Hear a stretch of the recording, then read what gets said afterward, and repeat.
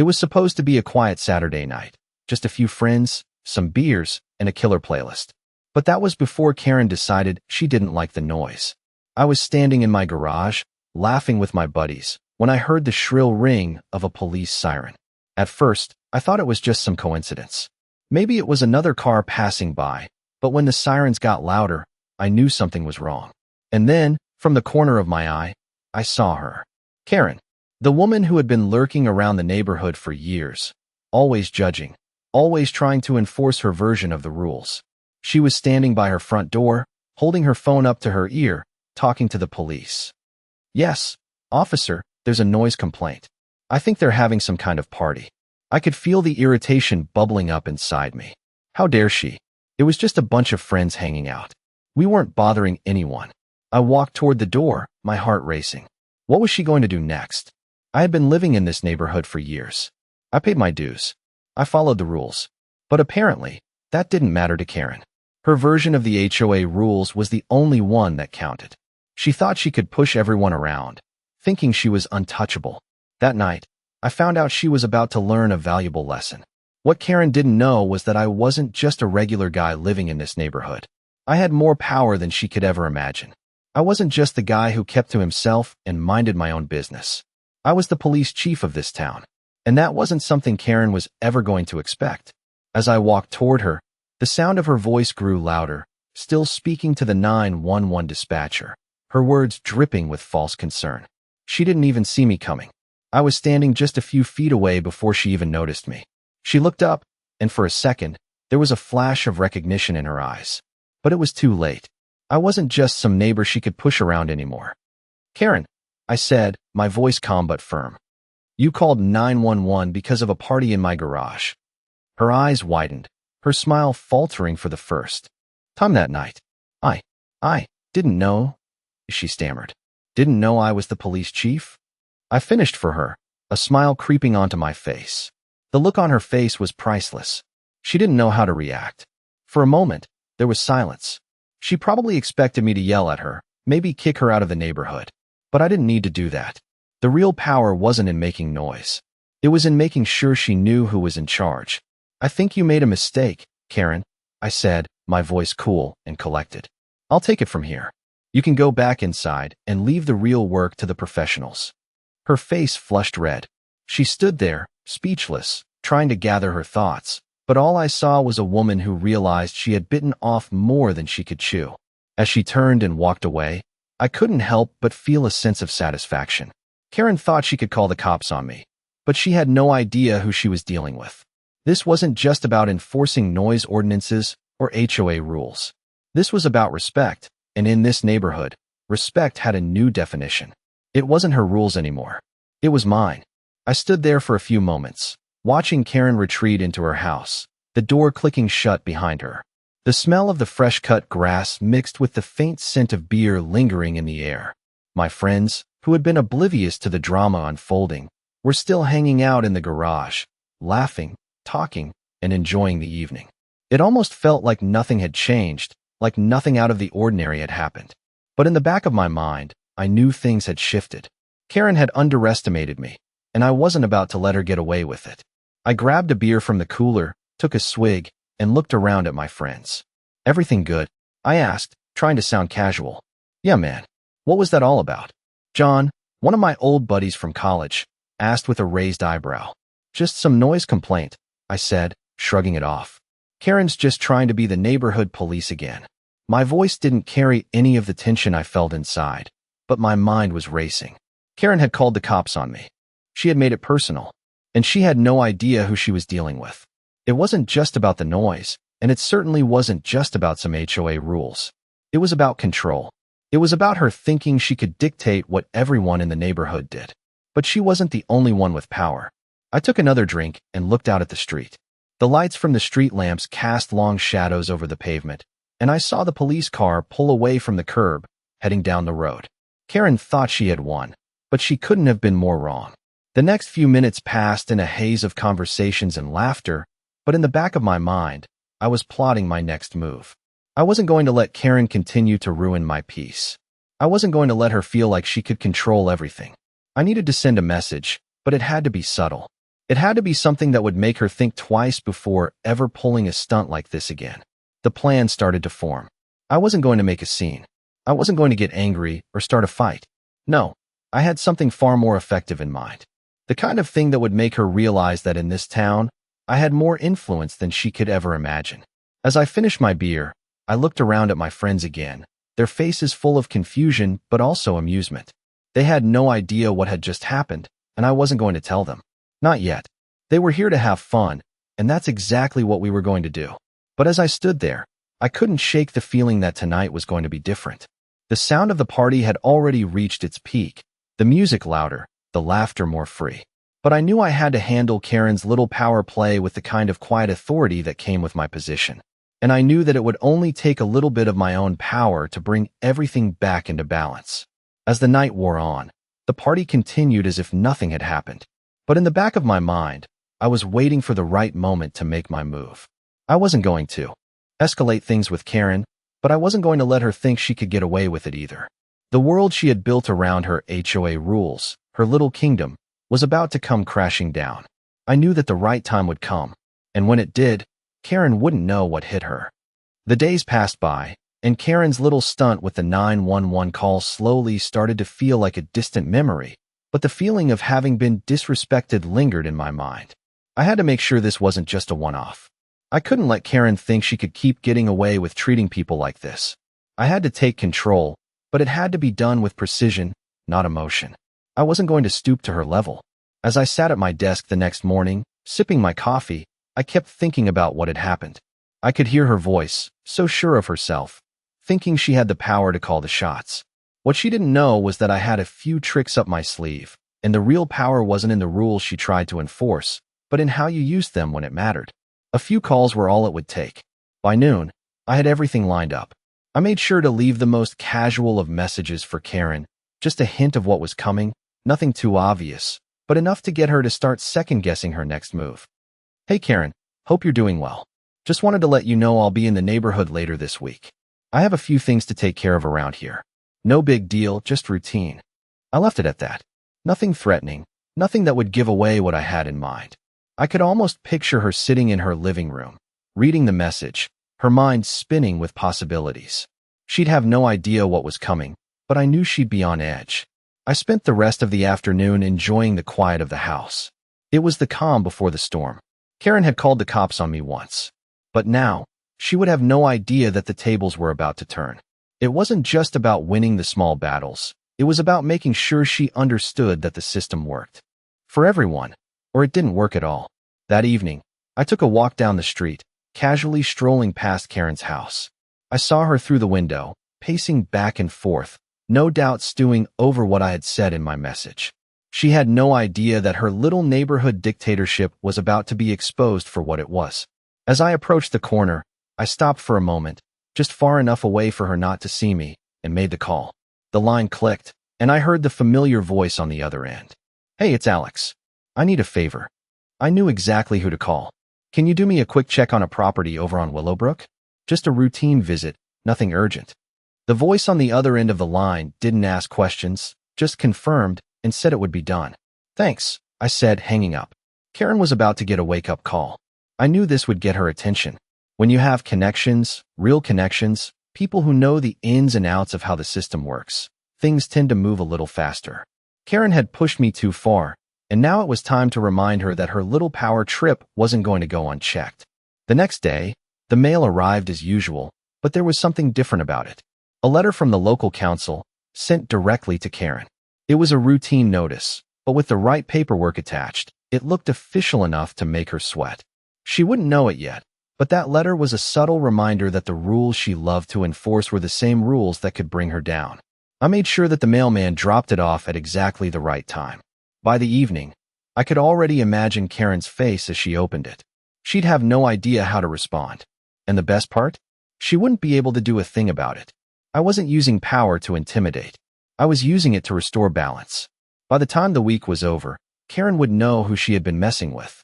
She'd understand that in this neighborhood, the system wasn't just for those who thought they could control it.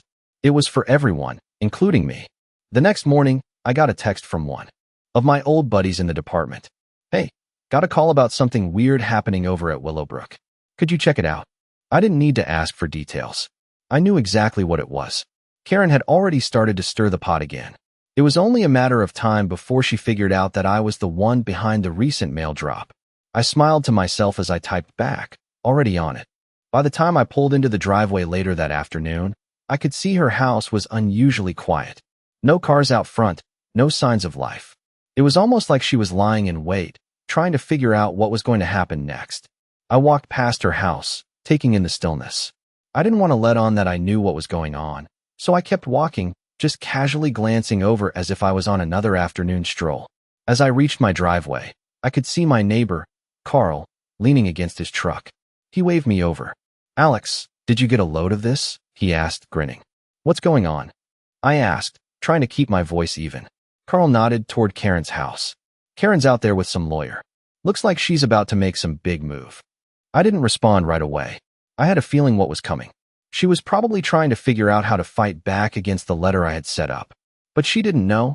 That was just the beginning. "Let me guess. She's trying to act like she has all the power now, right?" I said, keeping the mood light. Carl laughed. "You know it." I didn't stick around too long after that. I had my own work to do. As the sun started to dip below the horizon, I made a few calls, keeping everything low-key, but setting the stage for the next step. I needed to make sure Karen understood that I wasn't the type to back down. And that's when it hit me. Why not turn the tables completely? What if I could use Karen's own overreach to push her out of the neighborhood altogether? I knew the HOA had rules, but what if those rules could be used to force her out of power? The more I thought about it, the more it made sense. If Karen was going to use her position to make people's lives miserable, it was time to turn that power against her. I spent the next few hours working out the details, making sure everything was lined up perfectly. I wasn't going to go in guns blazing or cause a scene. No, I was smarter than that. I would hit her where it hurt the most, the HOA itself. If I could expose her manipulations, get the board to take action, then Karen would have no choice but to step down. I didn't need to threaten her. I just needed to show the others what she had been doing behind the scenes.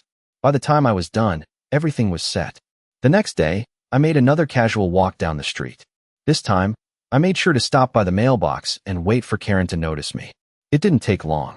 She stepped out of her front door, looking around as if waiting for someone. I gave her a friendly wave. She narrowed her eyes, but didn't say anything. The tension in the air was palpable. "Beautiful day," I said, keeping my tone light. "Sure is," she replied, though there was no warmth in her voice. I could see the frustration building behind her eyes. She knew I was playing a game, and she didn't know the rules. "I've been meaning to tell you, Karen," I continued. "Those little HOA moves you've been making, you might want to double-check the bylaws." She froze for a moment, and I could see the realization hit her. She didn't know what I had in store. But it was coming, and it was coming fast. "What are you talking about?" she snapped, her voice suddenly sharp. "Oh, nothing," I said with a casual smile. "Just wanted to make sure you're on the up and up with everything." With that, I turned and walked back to my house. I didn't need to say anything more. The seed was planted, and now all I had to do was wait. The game was on. The following week, I couldn't shake the feeling that something was about to change. Karen had been unusually quiet, but I knew better than to think she'd let this slide. I spent the entire weekend thinking about the best way to wrap this up, to get her to finally understand that this neighborhood was not hers to control. The more I thought about it, the clearer it became. Karen needed to be shown that her actions had consequences. I woke up early Monday morning, grabbed a cup of coffee, and sat down at my desk. It was time to make the final move. I opened up my computer, pulled up the documents, and began making a list of everything Karen had done to manipulate the HOA board. I had everything I needed: emails, meeting minutes, complaints from other residents. Karen's tracks were all over the place. It didn't take long for me to piece everything together.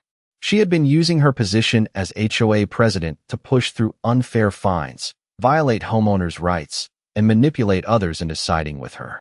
I knew it wouldn't be enough just to let the board know what she'd been doing. No, I needed to make sure it was undeniable. I pulled out my phone and sent a quick text to my contact on the HOA board. "I have some information you need to see. Can we meet today?" The response came almost immediately. "Sure, let's meet after work." The day dragged on, but I kept my mind focused. I wasn't nervous. I had already won. By the time the meeting rolled around, I was ready. I walked into the small coffee shop where we had agreed to meet, spotted my contact right away, and slid into the booth across from him. We exchanged pleasantries, and then I got straight to the point. I have evidence that Karen has been using her position to manipulate the HOA rules for personal gain, I said, sliding the file across the table. He opened it, flipping through the pages as his eyebrows rose. I could tell he was shocked. This is serious, he said, his voice low. I nodded. It's worse than that. It's illegal. I need your help to bring this to the board. We spent the next hour going over every detail. By the time we finished, he was convinced.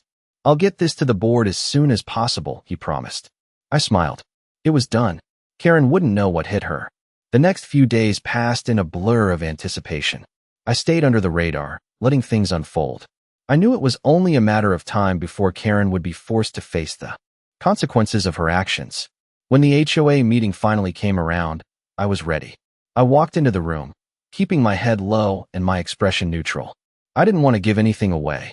I sat down in the back of the room and waited. The meeting started, and Karen was her usual self, overconfident, self-assured, like she owned the place. But I could see the tension building in the room. People were whispering to each other, passing around copies of the evidence I had submitted. The board members looked uneasy. Karen didn't notice, too busy trying to maintain control of the meeting. Finally, after what felt like an eternity, my contact stood up and addressed the board. There's been a serious issue with how this HOA has been run, he said, his voice steady. We have evidence of unethical practices, and I think it's time we address them. Karen's face fell. She hadn't expected this. The board members began to speak up, one by one, condemning her actions. It was clear that the tide was turning against her. And then, the moment I'd been waiting for arrived. The board voted to remove Karen from her position as HOA president. The room erupted in applause, and Karen's face turned crimson. She tried to protest, but it was no use. The decision was final. I stood up and made my way to the front of the room. Karen glared at me, her eyes filled with fury, but I just smiled. Thanks for making it easy, I said, my voice calm and controlled. I had done it. I had taken back control of my neighborhood, and Karen was no longer in charge. As I left the meeting, I couldn't help but feel a sense of satisfaction. It wasn't about revenge. It was about justice. And in this neighborhood, justice had finally been served. The next few days after the HOA meeting felt like a weight had been lifted. It wasn't just the satisfaction of knowing Karen was no longer in power. It was the realization that I had done something right. I had stood up not just for myself, but for everyone in the neighborhood who had been silently suffering under her rule. But even though the victory was sweet, I knew it wasn't over yet. Karen wouldn't just walk away quietly. She was too proud for that. I kept my eyes open, waiting for her next move. The silence from her side was deafening. For days, there was no sign of her. No angry outbursts, no protests. But I knew she was planning something. People like Karen didn't just give up. They schemed. They waited for their moment to strike back. It was late one afternoon when I got the first sign that Karen was still out there. I was sitting on my porch, enjoying the warm breeze and a cold drink, when my phone buzzed. A message from Carl. Karen's at it again. You should come by. I didn't need to ask any questions.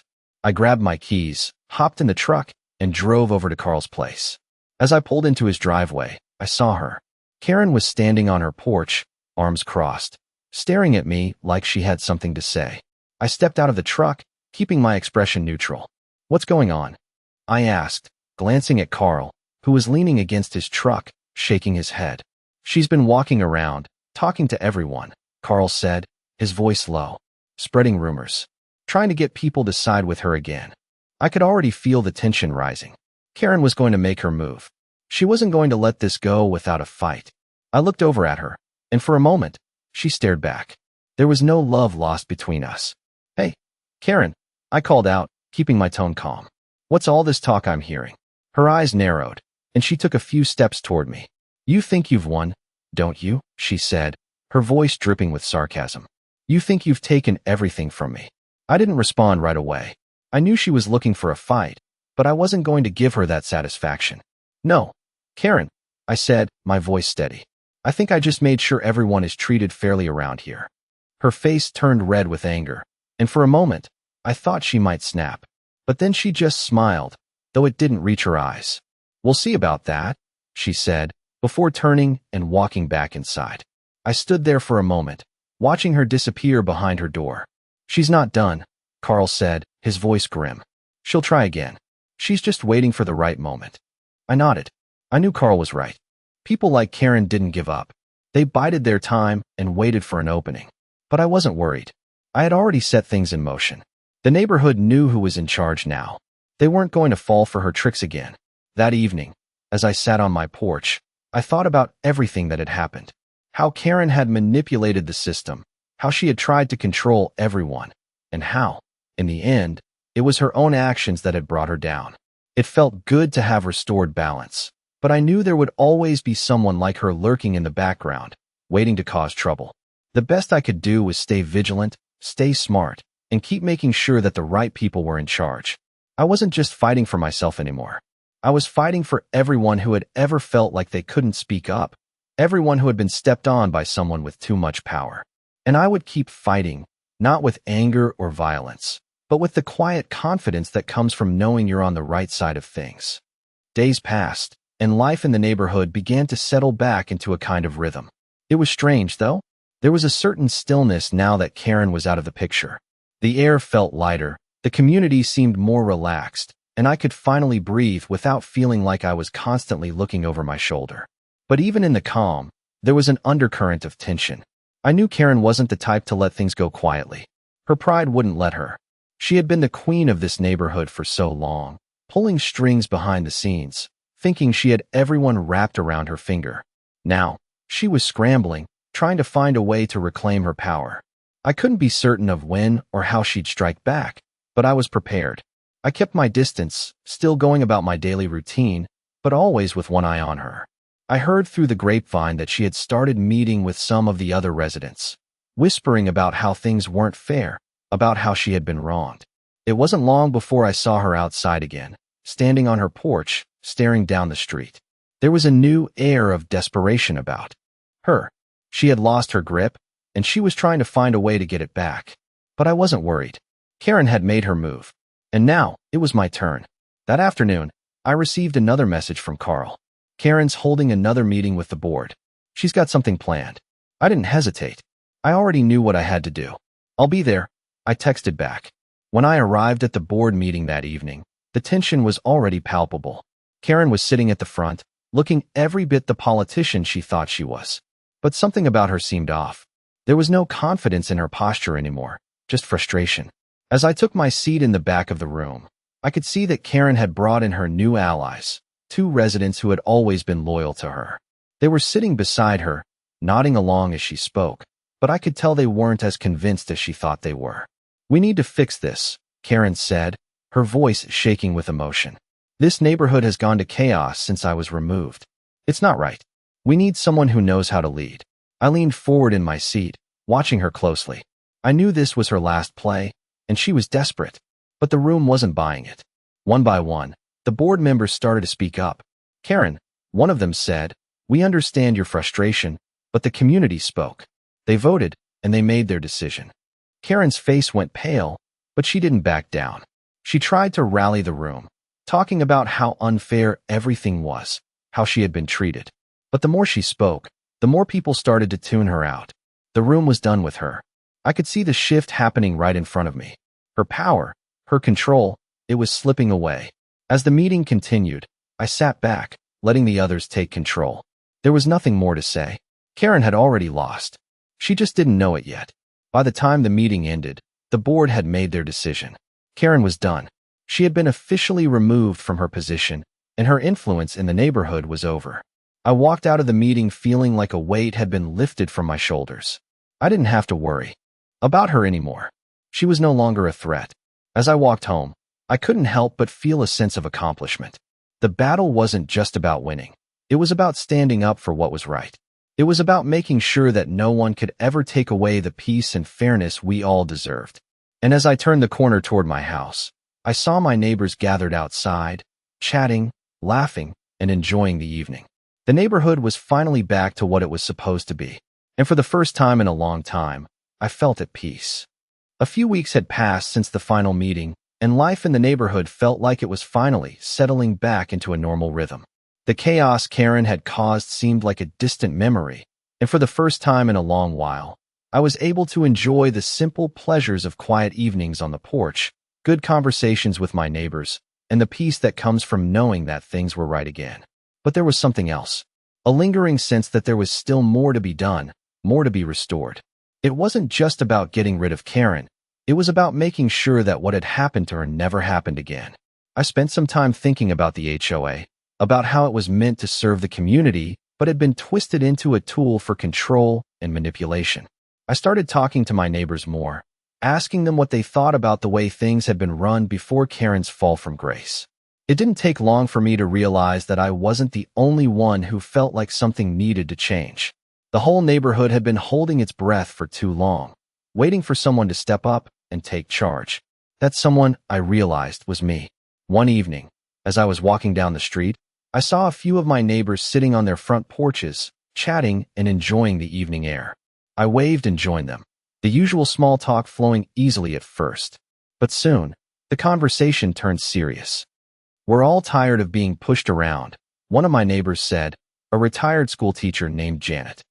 "We need someone who will make sure this place stays what it should be, peaceful, fair, and respectful." I looked around at the others. "You know, I've been thinking about that," I said. "Maybe it's time for a change, not just with the HOA leadership, but with how we handle things as a whole." There was a pause. Everyone seemed to be considering my words. "You're right," another neighbor, Mike, added. "We can't just sit back and wait for someone else to step up. We need a real community, not a dictatorship." That was the moment it clicked. This wasn't just about Karen. It was about all of us, taking back control and ensuring that we could build something better together. Over the next few weeks, I began organizing meetings with my neighbors. We talked about how we could make the HOA work for everyone, how we could ensure that no one person could ever again hold the kind of power Karen had wielded. It wasn't about tearing things down. It was about building them up, creating something stronger and more unified. We made sure to involve everyone, from the people who had lived in the neighborhood for decades to the newer residents who had just moved in. It was a true community effort. We debated, we disagreed, but in the end, we came together with a plan. We would create a new, more democratic HOA, one that would be transparent, fair, and most importantly, accountable to the people. And when the election for new leadership came, I threw my hat in the ring. I didn't want to be the head of the HOA. I wanted to be a part of it, someone who could help make sure the rules were followed and that no one person ever had too much power again. The election was held, and to my surprise, the entire neighborhood rallied behind the idea of change. When the results came in, it was clear. We had all made the choice to move forward together. I was elected to the board, but I wasn't alone.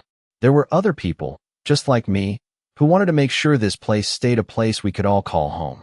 As I stood at the front of the first official meeting, I looked around the room at the people who had put their trust in me. It wasn't just about a job or a position. It was about responsibility. It was about making sure that we didn't let what had happened to our community happen again. We were in this together. And that, I realized, was the most important thing of all. It had been a few months since the election, and things were already looking different. The new HOA board was in full swing, and the changes were noticeable. The neighborhood felt more like a community again. People were talking to each other, sharing ideas, and most importantly, there was a sense of trust. The days of Karen's control were over, and we were all part of something bigger now. I spent the next few weeks getting into the rhythm of the board, attending meetings, working with the team, and listening to the needs of the residents. It wasn't always easy. There were disagreements, moments of tension, but there was something different now. We all shared the same goal, to make the neighborhood a better place for everyone. Slowly but surely, we were transforming the HOA into what it was meant to be, a support system for the residents, not a tool for power. As the weeks passed, I could see the changes in the way people interacted. It wasn't just the board making decisions. It was the community coming together to make sure we were all heard. We started new initiatives, like neighborhood cleanup days, and organized events where everyone could come together and enjoy each other's company. The kids were playing in the streets again, the older residents were sitting out on their porches, and for the first time in a long time, there was a sense of unity. But even with all the positive changes, there were moments when I couldn't shake the feeling that Karen was still lurking in the background. waiting for an opportunity to strike. I knew she was bitter, that much was obvious. But I also knew she had no real power anymore. Her time was over, and there was nothing she could do about it. One afternoon, while I was walking down the street, I spotted Karen talking to a few of the new neighbors. She was smiling, but it wasn't the same confident smile she used to wear. It was forced, desperate almost. As I walked by, I nodded in her direction, not wanting to engage, but not wanting to ignore her completely either. She saw me, and for a moment, there was a flash of something in her eyes. Anger, resentment, maybe even fear. But she quickly masked it with a tight smile. "Alex," she called out, her voice overly cheerful. "How's everything going with the new board?" I stopped in my tracks and turned to face her. I could feel the tension in the air. This wasn't a casual conversation. She was looking for something. "It's going well," I said, keeping my tone neutral. "We've been making a lot of positive changes." Karen nodded, but there was something in the way she tilted her head that told me she wasn't as indifferent as she was pretending to be. "I'm glad to hear that," she said, her smile not quite reaching her eyes. "I just hope things stay fair, you know? It's easy for things to get out of hand when too much power is given to one person." I held her gaze for a moment, knowing exactly what she was trying to do. She was trying to manipulate me, trying to get me to slip up, to say something that could give her an opening. But I wasn't going to fall for it. "Karen," I said calmly, "everything we've done so far is to make sure that no one person ever has too much power. That includes me." She stiffened at that, and I could see her frustration building. She wanted to argue, but she knew she couldn't. "Well," she said with a forced laugh, "I guess I'll just have to trust that things will work out." And with that, she turned and walked away, her heels clicking against the pavement. I stood there for a moment, watching her retreating figure, and I realized something. Karen had always been about control, and now that control was gone. But more than that, I had won. Not because I had beaten her, but because I had done what needed to be done for the good of the community. The neighborhood was better off now, and that was all that mattered. The changes we had made, the progress we had achieved, it was all proof that when a community comes together, there's nothing that can tear it apart. And that was something I would never stop fighting for.